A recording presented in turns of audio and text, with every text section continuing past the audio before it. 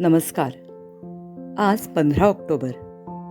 Doctor APJ Abdul Kalam यांचा आज जन्मदिवस. हा दिवस महाराष्ट्रात वाचन प्रेरणा दिवस म्हणून साजरा केला जातो.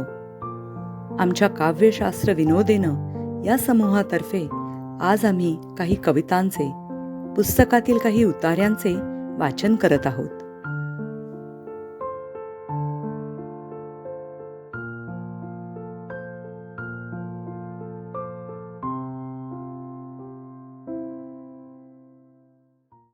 नमस्कार. वाचन प्रेरणा दिनानिमित्त सर्व वाचकांना हार्दिक शुभेच्छा. आपल्या सर्वांचेच कवी, लाडके कवी वैभव जोशी यांची पालखी ही कविता मी आज सादर करीत आहे. ज्याप्रमाणे वारकरी दिंडीतून चालत असतो, त्याचप्रमाणे कवी देखील त्याच्या शब्दरूपी वारीतून विठुरायाच्या म्हणजेच कवितेच्या दर्शनाला निघालेला असतो. तो प्रवास, ती वारी आणि शेवटी दिसलेला विठोबा म्हणजेच कविता, याचे सुंदर वर्णन त्यांनी या कवितेत केलेले आहे. तर ऐकूया मग पालखी, मी वगैरे या काव्यसंग्रहातून घेतलेली त्यांची एक सुंदर कविता. शब्दा मागून शब्द चालती, शब्दा मागून शब्द चालती, वाहून नेती अर्थ पालखी. ब्रह्मानंदी टाळी लागे, ब्रह्मानंदी टाळी लागे, कैवल्याची आस सारखी. वृत्तलयीचे बांधून रिंगण, वृत्तलयीचे बांधून रिंगण, मनस्वितेचे अश्व दौडती. भाव फुलांच्या रांगोळीतून स्वप्नील डोळे मार्ग काढती. अंतरातुनी एकची गजर, अंतरातुनी एकची गजर, चालत राहो पुढेच दिंडी. ध्यास एकची अष्टौ प्रहर, ध्यास एकची अष्टौ प्रहर, दुर्गम कितीही घाटवा खिंडी. तीर्थक्षेत्र ते दिसता दुरुनी, तीर्थक्षेत्र ते दिसता दुरुनी, पुन्हा पुन्हा ये कंठ दाटुनी. दिव्यत्वाचे रूप पाहता, येई सार्थता उचंबळोनी. महाद्वार ते लंघून जाता, महाद्वार ते लंघून जाता, झरेल नयनी जीवन सरिता. महाद्वार ते लंघून जाता, झरेल नयनी जीवन सरिता. आता इथे कविता हळूहळू आकाराला आलेली आहे आणि कवितेचे दर्शन कवीला झालेले आहे. महाद्वार ते लंघून जाता, झरेल नयनी जीवन सरिता. भान हरपुनी दर्शन घ्यावे, उभे विटेवर जिवंत कविता, उभे विटेवर जिवंत कविता. धन्यवाद. नमस्कार. वाचक प्रेरणा दिनानिमित्त दुर्गा भागवत यांच्या ऋतुचक्र ह्या पुस्तकातील वसंत हृदय चैत्र या लेखातील एक उतारा. चैत्रातल्या पालवीचे रूप कुठेही मोठे मनोहर, पण ही पिंपळाची झाडे पहा, कशी गहिऱ्या गुलाबी पानांच्या रेशमी पताका नाचवीत उभी आहेत. ती जुनी पाने गळता गळता नवी येत होती, म्हणून शिरीषासारखी ही पालवी पहिल्याने डोळ्यात भरत नव्हती. पण सारी नवी पाने आल्यावर खरोखरच उन्हात जेव्हा ही भडक गुलाबी पाने चमकतात, तेव्हा जणू काही सुंदर पुष्पांचे गेंदच ह्या झाडावर फुलले आहेत असे वाटते. इतर झाडांची पालवी फार लहान असल्याने हलत नाही, पण या पानांची सारखी सळसळ. त्यातल्या त्यात आमच्या घराजवळ एक पिंपळाचे झाड आहे. ते तर फारच बहारीचे दिसते. त्याच्यावर मधुमालतीची प्रचंड वेल चढली आहे. चारी बाजूनी अगदी मध्यापर्यंत त्या झाडाला तिने वेढून टाकले आहे. आणि आता ही मधुमालती गुलाबी गेंदांनी खचून भरलेली आहे. आता फुलायला आणखीन जागाच नाही अशी दाटी पिंपळाच्या तांबूस पानांची आणि या गुच्छांची झाली आहे. तरुलतांच्या अलिंगनांची काव्यमय वर्णने मी पुष्कळ वाचली आहेत, पण मधुमालतीला आपल्या पल्लवांनी छातीशी घट्ट घट्ट कवळून धरणाऱ्या आणि लाजवट पालवीने आच्छादलेले आपले सुंदर मस्तक किंचित लवून निर्भर हर्षाचे आणि कोमलतेचे प्रदर्शन करणारा हा पुराण वृक्ष पाहून माझी नजर येता जाता त्याच्यावर खिळून राहते. आणि हा नुसतीच पालवीच नाही, तर हिरवी फळेही इतर झाडांप्रमाणे याच्या फांदी फांदीला ओळीने चिकटून बसली आहेत. नर अशोकाची झाडे तर डोकीपासून पायापर्यंत नटली आहेत. मादी अशोक फार थोडे, पण तीच झाडे फुलतात. मलबार हिलवरचे हे झाड नव्या पानांनी तर बहरलेच आहे. त्याची पाने नरासारखी शोभिवंत नाहीत, पण त्याच्यावरचे ते मधाने थपथपलेले तांबड्या फुलांचे मोठे मोठे केसर असलेले सुंदर तुरे हारोहारी लागले आहेत. प्रत्येक गुच्छात एखाद दुसरे पांढुरके फूल असल्याने तर फुलांची शोभा अवर्णनीय वाटते. सर्व फुलात अतिशय हिरिरीने कोण नटले असेल ना, तर ही उग्रगंधी घाणेरी. किती शोभिवंत आणि दुरंगी फुलांच्या गुच्छांनी ती भरली आहे. गुलाबी फुलात एखादे पिवळे, पिवळ्यात एखादे गुलाबी, शेंद्री व पिवळा, पिवळा आणि जांभळा, लाल आणि पांढरा, जांभळा आणि गुलाबी, शेंद्री आणि जांभळा. किती म्हणून ह्या झाडांच्या दुरंगी फुलांच्या रंगाचे वर्णन करावे. वास्तविक हे कुठलेच दोन रंग स्वाभाविकपणे एकमेकांच्या शेजारी एरवी शोभणारे नाहीत. पण निसर्गाच्या दुनियेत कुठलेही भडक व एरवी विसंगत वाटणारे रंग विशोभित दिसत नाहीत, उलट एकमेकांची शोभा वाढवतात. गुजरातेत बऱ्याच भागात वृक्ष वनस्पतींचा दुष्काळ. तिथे या झाडाला भलतेच महत्त्व आहे. आपण तुच्छतेने घाणेरी म्हणतो तिला आणि तिच्या अतुलनीय सौंदर्याला उपेक्षून पुढे जातो. पण गुजरातीत चुनडी असे सुंदर व यथार्थ नामाभिधान या झाडाला दिले आहे.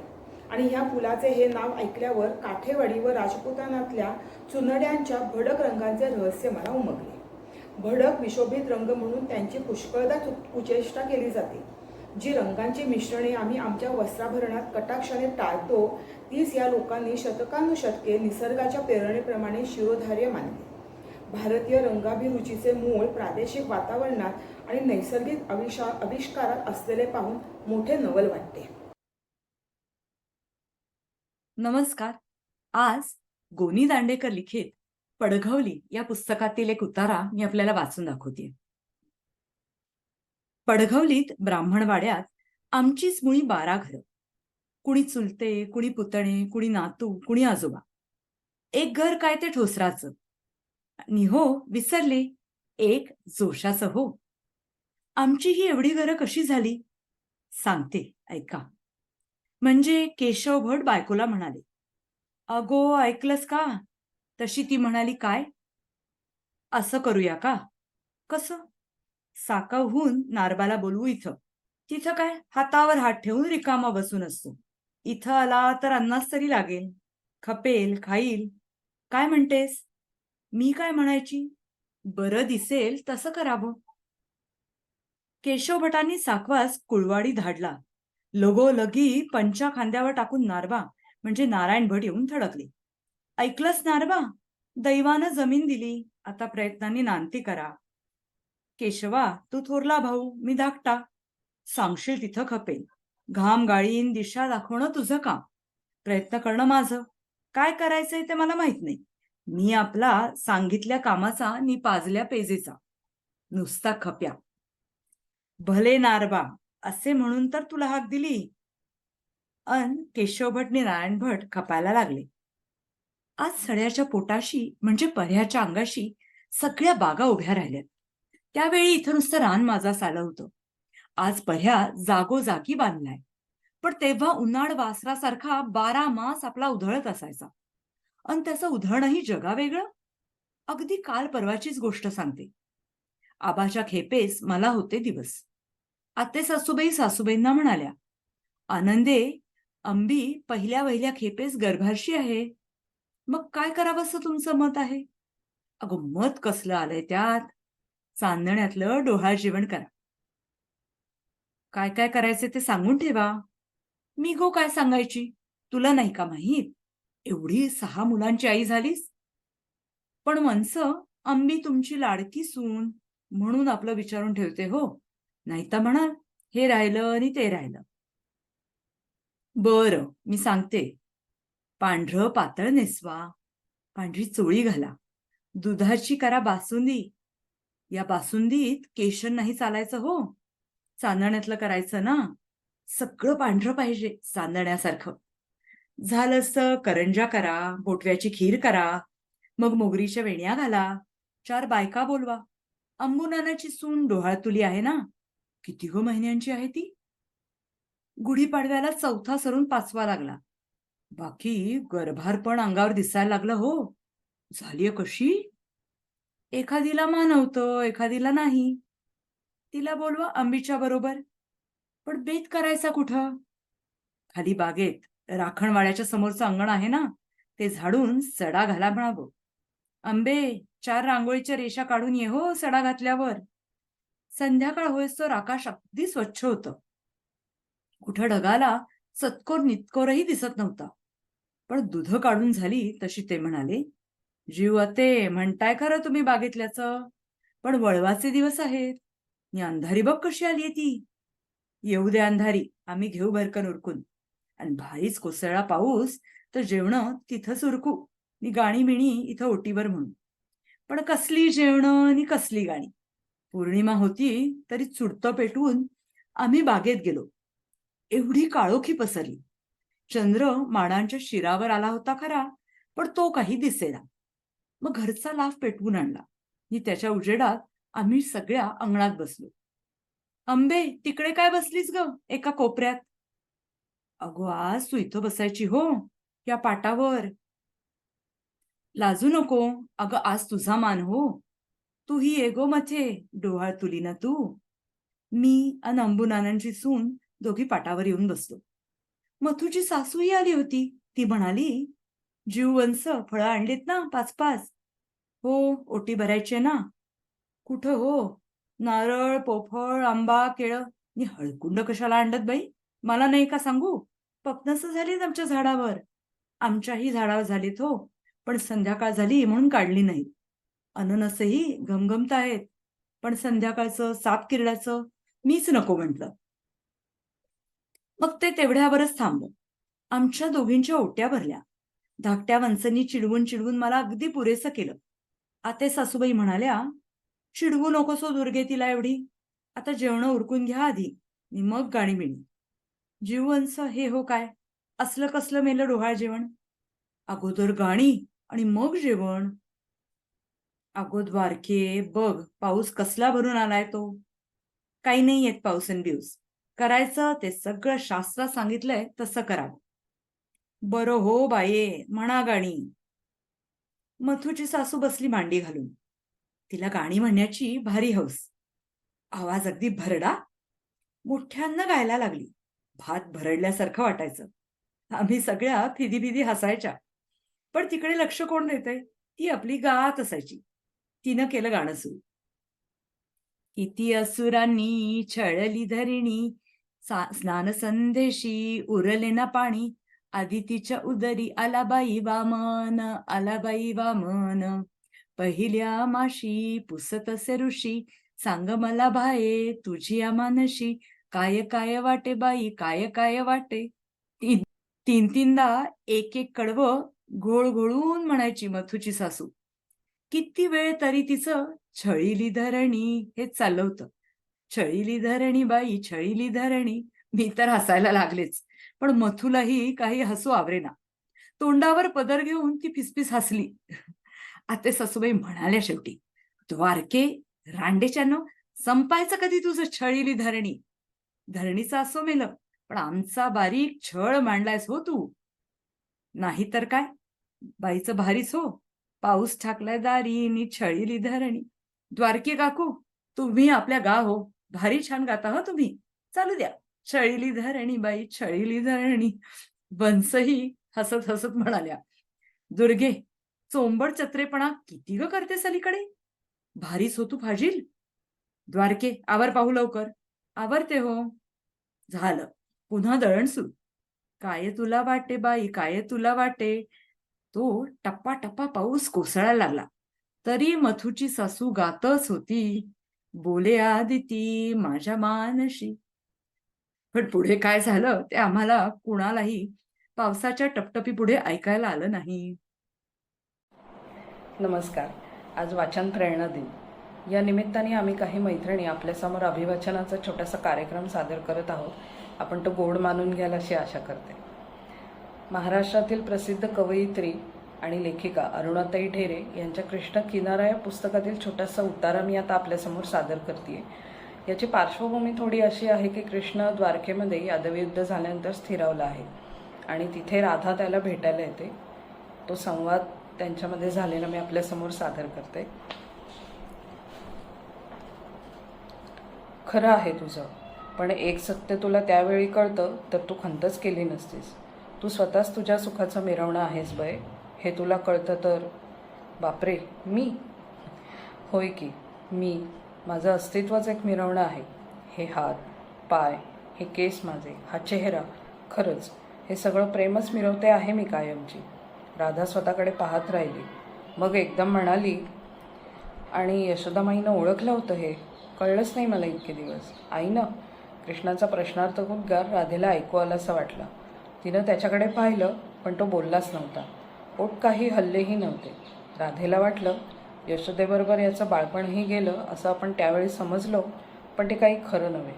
यशोदा काय आणि हा काय? ही माणसं अशी मुकाट्यानं आपलं सगळं गोळा करून जायची नाहीत. काळाला ओठ लावून आयुष्य चोखून पेणारी ही माणसं अशी उत्कट वागली की लाल रसरशीत खुणा राहतील काळाच्याही अंगावर. जगण्याचं हे प्रेम विलक्षण खरं. याला मग काय सांगायचं? आपला अजाणपणा असा कितीदा याच्या पुढे मांडायचा? कुठल्या क्षणी सोडून दिलंस तू राधे मला? कधी घेतलास तो निर्णय? कृष्णानं अचानक विचारलं. मी? राधेला विस्मयाने धक्काच बसला. तू? मी तुझाच विचार करत होते. कृष्णा हसला, मग म्हणाला, आपण एकमेकांना इतके ओळखतो की शरीराबरोबरच मनाचाही कण कण शोधला होता आपण एकमेकांचा. निदान मी तरी निश्चिंत होतो. मी परत आलो नाही म्हणून तुझ्या मनात एक सल आहे राधे. मधून तो तुला त्रास देत असणार. हा सल म्हणजे तुम्हाला ओळख नाकारल्याचं सल आहे, हे तुला समजतं का? एरवी हा सल राहिलाही नसता. ही वस्तुस्थिती अगदी सहज विश्वासानं स्वीकारलीही गेली असती. अजूनही तू संकोचतेस, अडखळतेस अधूनमधून. का?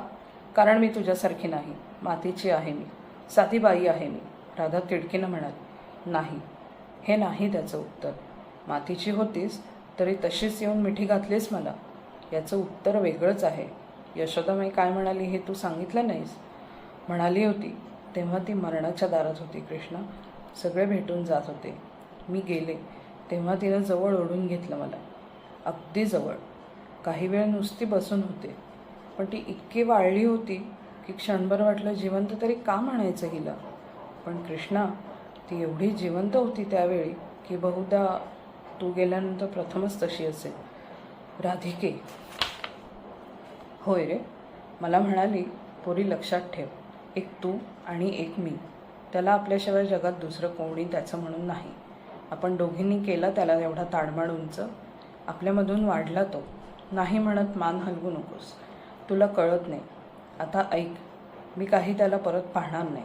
इच्छाच उरलेली नाही. पण तुला जर कधी काळी वाटलं त्याला बघावंसं तर पाय मागे घेऊ नकोस. लक्षात ठेव की ते उपकार नसतील त्याचे. त्याला भेटलीस तर त्याला सुखानं मरता येईल. हे ऐकून मी अगदी गळून गेले रे त्यावेळी. तोंडून शब्दच फुटेना माझ्या. पुढे ती म्हणाली, कळलंय ना मी बोललेलं. त्याला भेटलीस की त्याचं जगणं पुरं होईल तेवढं म्हणून म्हणते.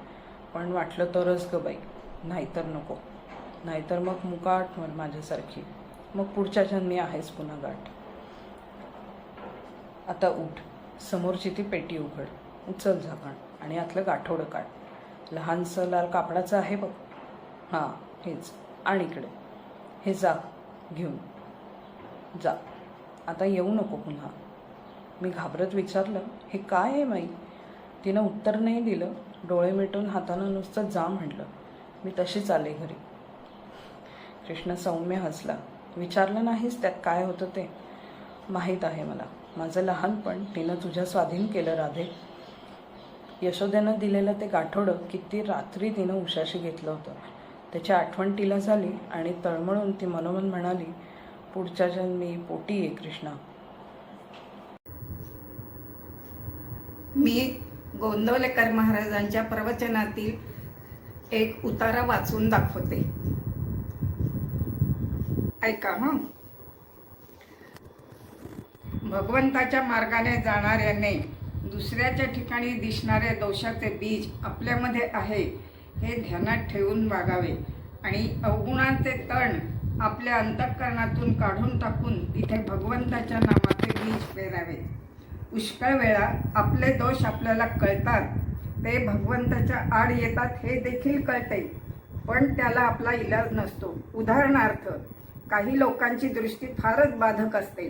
एखादी चांगली वस्तू किंवा गोष्ट त्यांनी बघितली की ती बिघडते. असे दोष पुष्कळ वेळात ज्याचे त्याला सुधारता येत नाहीत, पण सत्संगती जर लाभली तर मात्र हे असले दोष देखील सुधारले जातात. हा संतांच्या संगतीचा महिमा आहे. मनुष्य स्वभावतः आपले दोष वाढविण्याचाच प्रयत्न करीत असल्यामुळे त्याचे जीवन सुखमय होत नाही. तो दुसऱ्याला त्याचा दोष दाखवून देईल, पण त्याला स्वतःला आपला दोष कळणार नाही. विद्या ही बरेच वेळा मनुष्याला भगवंतापासून दूर नेते. वारकरी पंथातले अडाणी लोक विठ्ठल विठ्ठल म्हणता म्हणता भगवंताला ओळखतात, पण शहाणे लोक परमार्थाची पुस्तके वाचूनही त्याला ओळखीत नाहीत. घरात बदाम आणि खारका यांची पोती भरून ठेवली तरी ते पदार्थ जोपर्यंत हाडामासात जाऊन रक्तामध्ये मिसळत नाहीत तोपर्यंत त्यांचा उपयोग नाही. त्याचप्रमाणे पुस्तकी ज्ञानाचे पर्यवसान आचरणात झाले नाही तर ते व्यर्थ जाते. भगवंताकरिता कोणीही कष्ट करू नका. कष्टाने साध्य होणारी ती वस्तू नव्हे, ती वस्तू सात्विक प्रेमाने साध्य होणारी आहे. आणि प्रेमामध्ये झालेले कष्ट मनुष्य पटकन विसरून जातो. तुम्ही भगवंताच्या प्रेमाने अगदी भरून जा. आपापसात प्रेम वाढवा, म्हणजे मग सर्व जग आनंदमय प्रेममय दिसू लागेल आणि शेवटी तुम्हाला स्वतःचा विसर पडेल.